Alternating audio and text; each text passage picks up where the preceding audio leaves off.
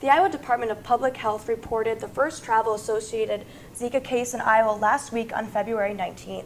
The Center for Disease Control is now investigating whether 14 people have gotten the disease from sex. Joining us now to tell us more about the Zika virus is Bremer County Health Department Administrator Lindley Sharp. Thank you for joining us this morning. Thank you for having me here. No problem.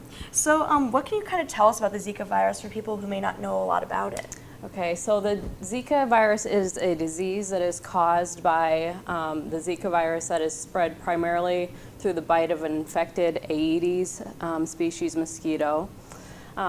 This is the same mosquito that cause chikungunya and dengue fever. The most common symptoms of Zika are fever, rash, joint pain, and conjunctivitis, which is red eyes. The illness is typically pretty mild, with symptoms lasting several days to a week. Severe illness is rare at this point. It's not a virus that's like the influenza virus, so luckily it can't be spread by touching someone who has the virus. It can't be spread through sneezing, coughing, or touching an object that was previously touched by someone who was ill.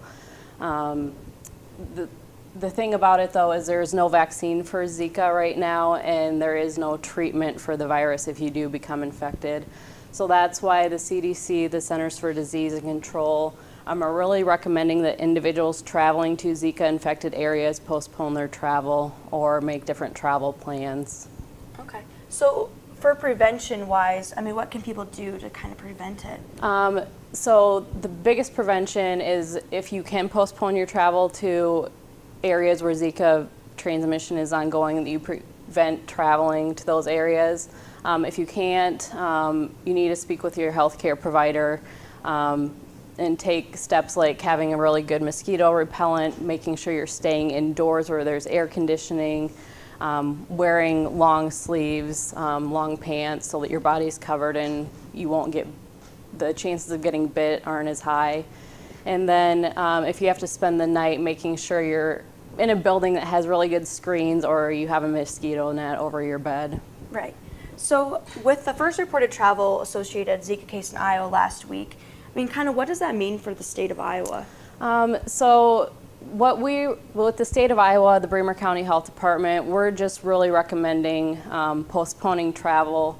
I mean, there's not really anything you can do, like I said, for the virus. There isn't a vaccine for it, and there isn't a treatment for it. So we're just asking people that they educate themselves before they travel outside of the United States, and that they know the types of illnesses that they may contract when they travel to the areas that they're going to. So the biggest thing is educating yourself. Mm-hmm.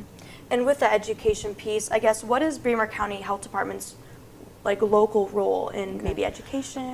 So part of our public health department, we do oversee the public health for the county. So one of our programs is communicable disease investigation. So if someone were to be contracted with the Zika virus, we would, investigate that and report that to the state so that more research could be done for this disease. What we're doing right now, though, is just like I said, we're recommending that you look and see where you're traveling to outside of the U.S. and making sure that you have the vaccines that you need or any medications that you may need before you travel to those areas.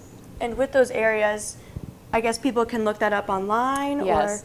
So on the Center for Disease and Control website, they have a traveler's health page, and that is current on anywhere in the world that you may travel to. It has the diseases you may come in contact with, everything. It even has on there if you're going to an area in the world where there's some kind of turmoil going on, restrictions on travel for that. So right now for Zika, there's a level 2 alert for the Caribbean, the Pacific Islands, and South America. So if you're traveling to those areas, they're really recommending that you postpone it or talk to your healthcare provider before you travel. Right, so that may disrupt some spring break vacations, but thank you for the information on that. Yes.